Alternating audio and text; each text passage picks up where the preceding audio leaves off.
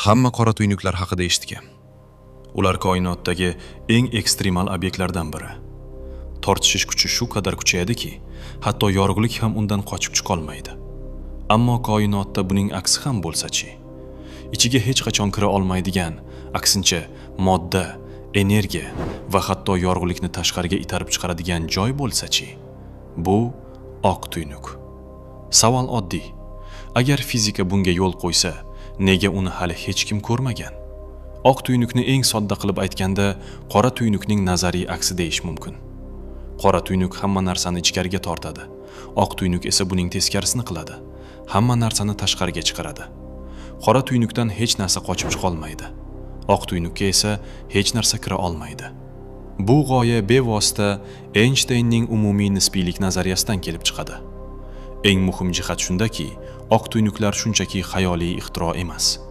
Ular fiziklar Einstein tenglamalarini to'liq yechganda paydo bo'ladigan nazariy obyektlardir.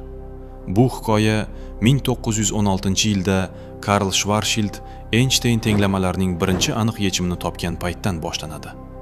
Dastlab bu yechim qora tuynuklarni tasvirlagan. Ammo keyinroq fiziklar g'alati bir narsani payqashdi. Ushbu yechimning to'liq matematik kengaytmasida oq tuynukka o'xshab harakat qiladigan hudud ham mavjud edi. 1960-yillarda Igor Novikov kabi fiziklar bu g'oyani yanada chuqurroq o'rgandilar. Ular fazo vaqtni to'liq kengaytirib qaralganda, faqat qora tuynuklar emas, balki oq tuynuklar va hatto fazo vaqtning turli hududlarini bog'laydigan ko'priklar ham paydo bo'lishini ko'rsatdilar. Aynan shu davrda olimlar oq tuynuklar faqat matematika emas, balki ehtimol undan ham ko'proq narsa bo'lishi mumkinligi haqida jiddiy o'ylay boshlashdi. Ammo bu yerda muammo bor edi. Qora tuynuklarning paydo bo'lish jarayoni aniq edi. Ulkan yulduzlar o'z tortishish kuchi ostida qulab, qora tuynukka aylanishi mumkin. Oq tuynuklarda esa bunday jarayon yo'q edi. Uni hosil qiladigan qulaydigan yulduz ham, portlash ham, ma'lum fizik mexanizm ham topilmagan. Bu holat bugungi kunda ham o'zgarmagan.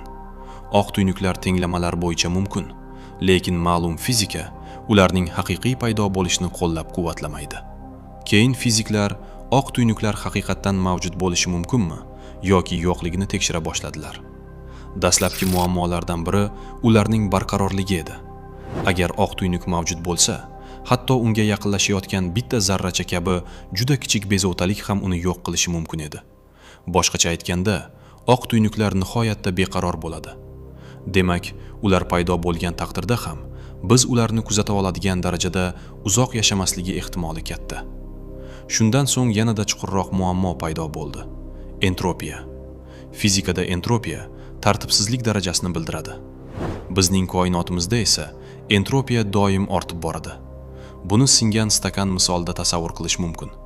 U o'z-o'zidan yana butun holiga qaytib yig'ilmaydi. Oq tuynuk esa go'yoki buning teskarisidek ko'rinadi. Unda modda birdan tartiblangan holda, go'yoki hech qayerdan paydo bo'lib, tashqariga chiqayotgandek tasavvur qilinadi. Bu vaqtning tabiiy yo'nalishiga zid ko'rinadi. Shu sababli ko'plab fiziklar oq tuynuklarni hech bo'lmaganda klassik fizika doirasida jismonan real deb hisoblash qiyinligini ta'kidlaydilar. Endi nazariyani kuzatuvlar bilan solishtiraylik. Qora tuynuklar ham bir paytlar faqat nazariy obyekt hisoblangan. Ammo 2015-yilda olimlar ikki qora tuynuk qo'shilishidan hosil bo'lgan gravitatsion to'lqinlarni aniqlashdi. 2019-yilda esa Event Horizon teleskop qora tuynukning birinchi suratini oldi. Bu ilm-fan tarixidagi muhim lahzalar edi. Oq tuynuklar bo'yicha esa hozirgacha tasdiqlangan birorta kuzatuv yo'q. Eng katta farq ham shunda. Qora tuynuklar isbotlangan, oq tuynuklar esa hali isbotlanmagan. Bir vaqtlar olimlar oq tuynuklarni topgandek bo'lishgan. 1960-yillarda kvazarlar kashf etildi. Ular uzoq galaktikalardagi nihoyatda yorqin obyektlar edi. Ba'zi fiziklar ehtimol bular modda chiqarayotgan oq tuynuklardir deb taxmin qilishdi. Ammo keyingi tadqiqotlar boshqa natijani ko'rsatdi. Kvazarlar oq tuynuklar emas, balki o'ta katta massali qora tuynuklar tomonidan quvvatlanadi. Shunday qilib, oq tuynuklar uchun eng kuchli nomzodlardan biri ham rad etildi. Bir muddat oq tuynuklar jiddiy ilmiy tadqiqotlardan chetda qolgandek bo'ldi. Ammo keyin ular yana qaytdi. bu safar kvant fizikasi orqali. Endi ular ulkan kosmik obyekt sifatida emas, balki ancha kichikroq va nozikroq hodisa sifatida ko'rib chiqila boshlandi. 2018-yilda fizik Carlo Rovelli va uning jamoasi keskin g'oyani ilgari surdi. Ularning fikricha, qora tuynuklar singulyarlik bilan tugamasligi mumkin. Aksincha, juda uzoq vaqt o'tgach, ular oq tuynukka aylanishi ehtimoli bor. Bu jarayon ba'zan kvant sakrash deb tasvirlanadi. G'oya sodda, ammo kuchli. Ichkariga kirgan narsa oxir-oqibat tashqariga chiqadi. Lekin bu darhol sodir bo'lmaydi. Bunga milliardlab, hatto trillionlab yillar kerak bo'lishi mumkin. Bu g'oya nima uchun muhim? Chunki u fizikaning eng katta muammolaridan biri axborot paradoksi bilan bog'liq. Agar biror narsa qora tuynukka tushsa, uning axboroti abadiy yo'qoladimi?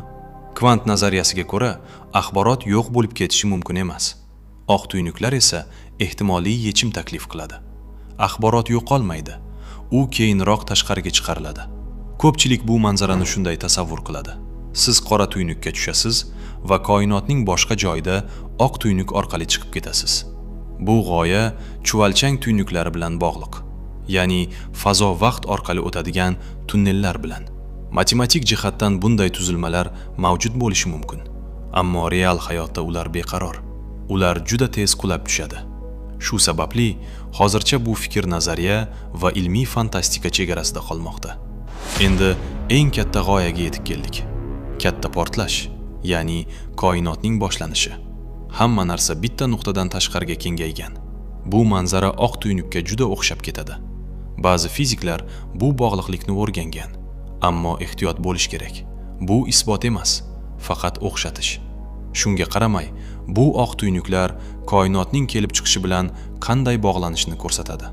Oq tuynuklar mavjud bo'lishi ham, bo'lmasligi ham mumkin.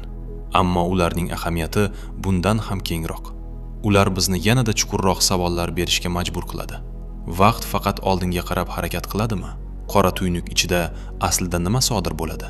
Axborot haqiqatdan ham yo'qoladimi? Koinot qanday boshlangan? Oq tuynuklar tayyor javob emas. Ular kattaroq savollarga ochiladigan eshikdir. Ehtimol qora tuynuklar oxir emasdir, balki ular katta bir aylanishning bir qismidir. Oq tuynuklar esa biz hali to'liq tushunmagan boshqa tomondir. Hozircha ular nazariya va haqiqat oralig'ida, ilm-fan va sir chegarasida